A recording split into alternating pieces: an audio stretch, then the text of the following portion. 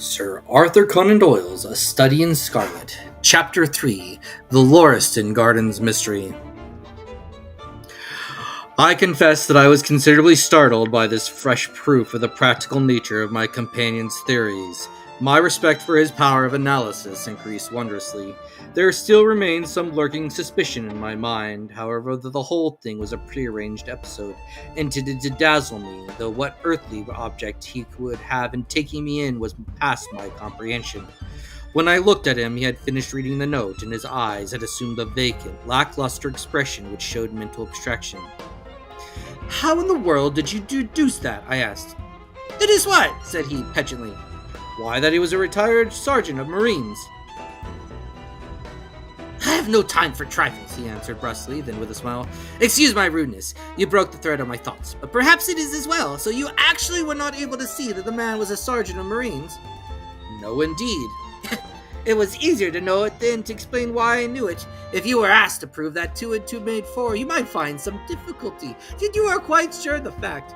Even across the street I could see the gray-blue anchor tattooed on the back of the fellow's hand. That smacked of the sea. He had a military carriage, however, and regulation side whiskers. There we have the Marine. He was a man with some amount of self-importance and a certain air of command. He must have observed the way in which he held his head and swung his cane. A steady, respectable, middle-aged man, too, on the face of him, all facts which led me to believe that he had been a sergeant." "Wonderful!" I ejaculated. "Commonplace," said Holmes, though I thought from his expression that he was pleased at my evident surprise and admiration. "I said just now that there were no criminals. It appears I am wrong. Look at this!" He threw me over the note which the commissionaire had brought. "Why," I cried as I cast my eye over it, "this is terrible." "It does seem to be a little out of the common," he remarked calmly. "Would you mind reading it to me aloud?" This is the letter which I read to him. "My dear Mr. Sherlock Holmes, there has been a bad business during the night at 3 Lauriston Gardens, off the Brighton Road. Our man on the beat saw a light there about 2 in the morning, and as the house was an empty one, suspected that something was amiss. He found the door open, and in the front room, which is bare of furniture, discovered the body of a gentleman, well dressed, and having cards in his pockets bearing the name of Enoch J. Drebber, Cleveland, Ohio, USA. There have been no robbery, nor is there any evidence as to how the man met his death. There are marks of blood in the room, but there is no wound upon his person. We are at a loss as to how he came into the empty house. Indeed, the whole affair is a puzzler. If you can come around to the house any time before 12, you will find me there. I have left everything in statu quo until I hear from you. If you are unable to come, I shall give you fuller details, and would esteem it a great kindness if you would favor me with your opinion. Yours faithfully, Tobias Gregson." "Gregson is the smartest of the Scotland Yarders," my friend remarked. "He and Lestrade are the pick of a bad lot. They are both quick and energetic, but conventionally shockingly so. They have their knives into one another, too. They are jealous as a pair of professional beauties. There will be some fun over this case if you are both put upon the scent." I was amazed at the calm way in which he rippled on. "Surely there is not a moment to be lost," I cried. "Shall I go and order you a cab?" "Oh, I'm not sure about whether I should go. I'm the most incurable lazy devil that ever stood in shoe leather. That is, when the fit is on me, for I can be spry enough at times." "Why is it just such a chance as you have been longing for?" "My dear fellow, what does it matter to me? Supposing I unravel the whole matter, you may be sure that Gregson, Lestrade, and Company will pocket all the credit. That comes off being an unofficial personage." "But he begs you to help him." "Yes, he knows that I'm his superior and acknowledges it to me, but he would cut his tongue out before he would owe it to any third person. However, we may as well go and have a look. I shall work it out on my own hook. I may have a laugh at them if I have nothing else. Come on." He hustled on his overcoat and bustled about in a way that showed that an energetic fit had superseded the apathetic one. "Get your hat," he said. You wish me to come?"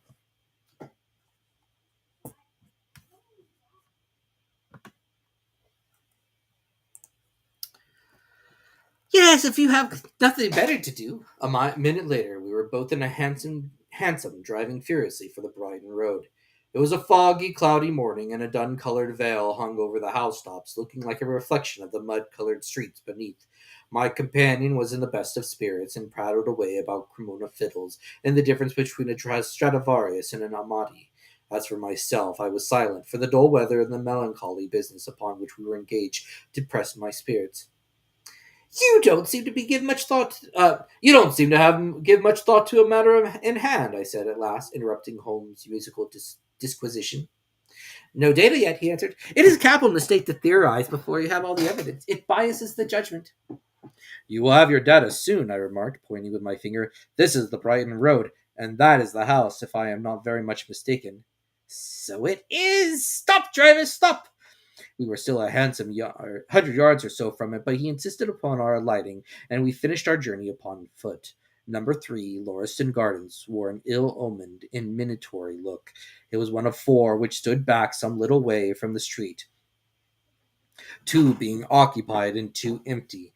The latter looked out with 3 tiers of vacant melancholy windows, which were blank and dreary, save that there here and there a "To Let" card had developed like a cataract upon the bleared panes.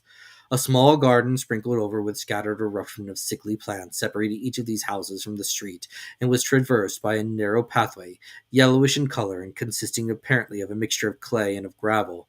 The whole place was very sloppy from the rain which had fallen through the night. The garden was bounded by a 3-foot brick wall with a fringe of wood rails upon the top, and against this wall was leaning a stalwart police constable surrounded by a small knot of loafers who craned their necks and strained their eyes in the vain hope of catching some glimpse of the proceedings within. I had imagined that Sherlock Holmes would at once have hurried into the house and plunged into the study of the mystery. Nothing appeared to be further from his intention. With an air of nonchalance which, under the circumstances, seemed to me to border upon affectation, he lounged up and down the pavement and gazed vacantly at the ground, the sky, the opposite houses, and the lines of railings. Having finished his scrutiny, he proceeded slowly down the path, or rather down the fringe of grass which flanked the path, keeping his eyes riveted upon the ground. Twice he stopped, and once I saw him smile, and heard him utter an exclamation of satisfaction. There were many marks of footsteps upon the wet clayey soil, but since the police had been coming and going over it, I was unable to see how my companion could hope to learn anything from it. Still, I had such extraordinary evidence of the quickness of his perceptive faculties that I had no doubt that he could see a great deal which was hidden from me. At the door of the house we were met by a tall, wide-faced, flaxen-haired man, with a notebook in his hand, who rushed forward and wrung my companion's hand with effusion. "It is indeed kind of you to come," he said. "I have had everything left untouched." "Except that," my friend answered, pointing to the pathway. "If a herd of buffaloes had passed along there could be a greater mess. No doubt, however, you had drawn your own conclusions, Gregson, before you permitted this." "I have had so much to do inside," the detective evasively. "My colleague, Mr. Lestrade, is here. I replied upon him to look after this." Holmes glanced at me and raised his eyebrows sardonically. "With 2 such men as yourself and Lestrade upon the ground, there will not be so much as for a third party to find out," he said. Gregson rubbed his hands in a self-satisfied way. "Oh, I think we have done all that we can be done," he answered. "It's a queer case, though, and I knew your taste for such thing." "You did not come here in a cab?" asked Sherlock Holmes. "No, sir." "Nor Lestrade?" "No, sir." "Then let us go and look at the room," with which inconsequent remark he strode on to the house, followed by Gregson, whose features expressed his astonishment. A short passage, bare planked and dusty, led to the kitchen and offices. 2 doors opened out of it to the left and to the right. One of these had obviously been closed for many weeks, the other belonging to the dining room, which was the apartment in which the mysterious affair had occurred. Holmes walked in, and I followed him with that subdued feeling at my heart which the presence of death inspires. It was a large, square room, looking all the larger from the absence of furniture. A vulgar, flaring paper adorned the walls, but it was blotched in places with mildew, and here and there great strips had become detached and hung down, exposing the yellow plaster beneath. Opposite the door was a showy fireplace surmounted by a mantelpiece of imitation white marble. On one corner of this was stuck the stump of a red wax candle. The solitary window was so dirty that the light was hazy and uncertain, giving a dull gray tinge to everything, which was intensified by the thick layer of dust which coated the whole apartment. All these details I observed afterwards. At present, my attention was centered upon the single grim, motionless figure which lay stretched upon the boards, with vagrant, sightless eyes staring up at the discolored ceiling. He was that of a man about 43 or 44 years of age, middle sized, broad shouldered, with crisp curling black hair and a short, stubbly beard. He was dressed in a heavy broadcloth frock, coat, and waistcoat, with light colored trousers and immaculate collar and cuffs. A top hat, well brushed and trimmed, was placed upon the floor beside him. His hands were clenched and his arms thrown abroad, while his lower limbs were interlocked as though his death struggle had been a grievous one. On his rigid face there stood an expression of horror, and as it seemed to me, of hatred, such as I have never seen upon human features. This malignant and terrible contortion, combined with a low forehead, blunt nose, and prognathous jaw, gave the dead man a singularly simious and ape-like appearance, which was increased by his writhing, unnatural posture. I have seen death in many forms, but never has it appeared to me in a more fearsome aspect than in that dark, grimy apartment, which looked out upon one of the main arteries of suburban London. Lestrade, leaned and ferret-like as ever, was standing by the doorway and greeted my companion and myself. "This case will make a stir," he remarked. "It beats anything I have seen, and I am no chicken." "There's no clue," said Gregson. "None at all," chimed Lestrade. Sherlock Holmes approached the body and knelt down and examined it intently. "You're sure that there's no wound?" he asked, pointing to numerous scouts and splashes of blood which lay on the ground. "Positive!" Both detectives cried. "Then, of course, this blood belongs to a second individual, presumably the murderer, if murder has been committed. It reminds me of the circumstances attendant on the death of Van Johnson in Utrecht in the year 34. Do you remember the case, Gregson?" No, sir." "Read it up. You really should. There's nothing new under the sun. It has all been done before."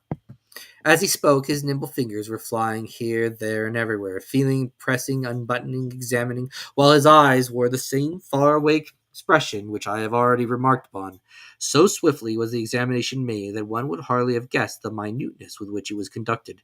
Finally, he sniffed the dead man's lips and then glanced at the soles of his patent leather boots.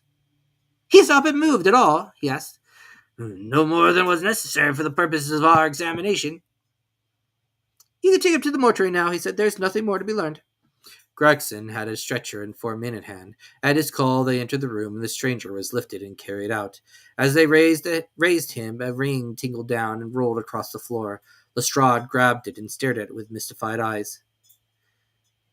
"There's been a woman here," he cried. "It's a woman's wedding band." He held it out as he spoke upon the palm of his hand. We all gathered round him and gazed at it. There could be no doubt that the circlet of plain gold had once adorned the finger of a bride. "This complicates matters," said Gregson. "Heaven knows they were complicated enough before." "You sure it doesn't simplify them?" observed Holmes. "There's nothing to be learned by staring at it. What did you find in his pockets?" "We've got it. We have it here," said Gregson, pointing to a litter of objects upon one of the bottom steps of the stairs.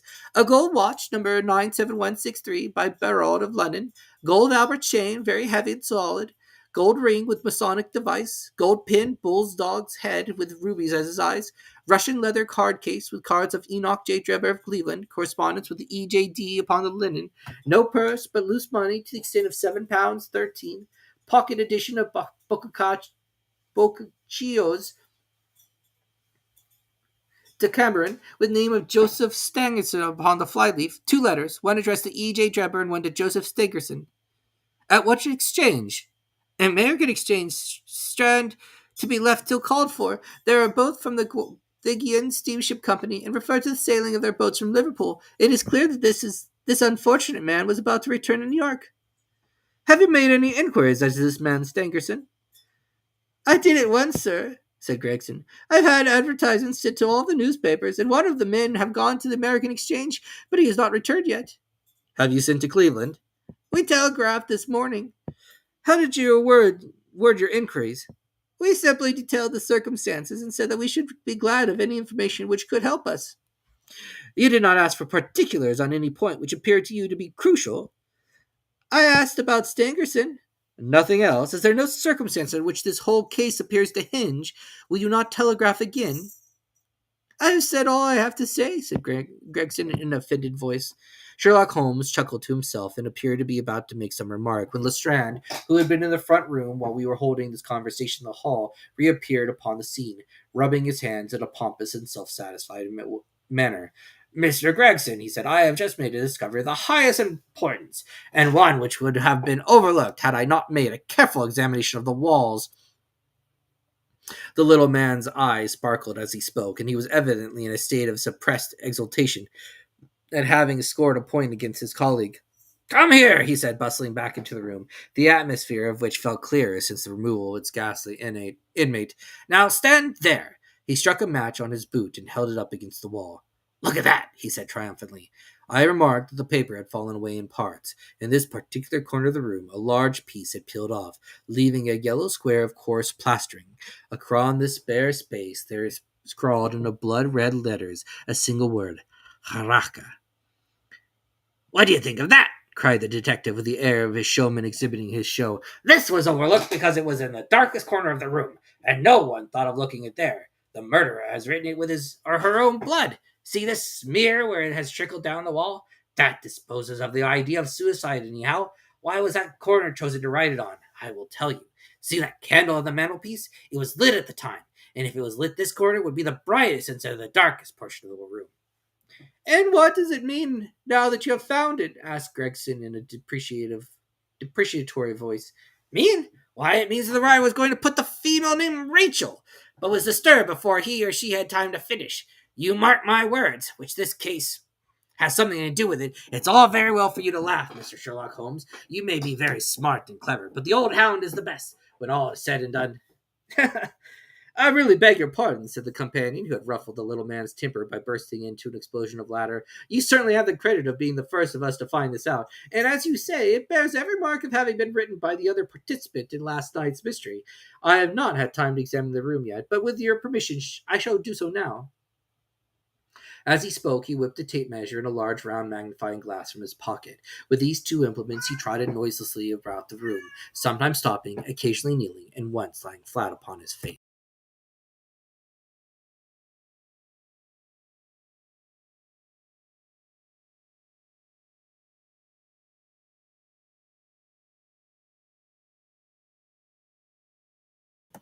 So engrossed was he with his occupation that he appeared to have forgotten our presence, for he chattered away to himself under his breath the whole time, keeping up a running fire of exclamations, groans, whistles, and little cries, suggestive of encouragement and of hope.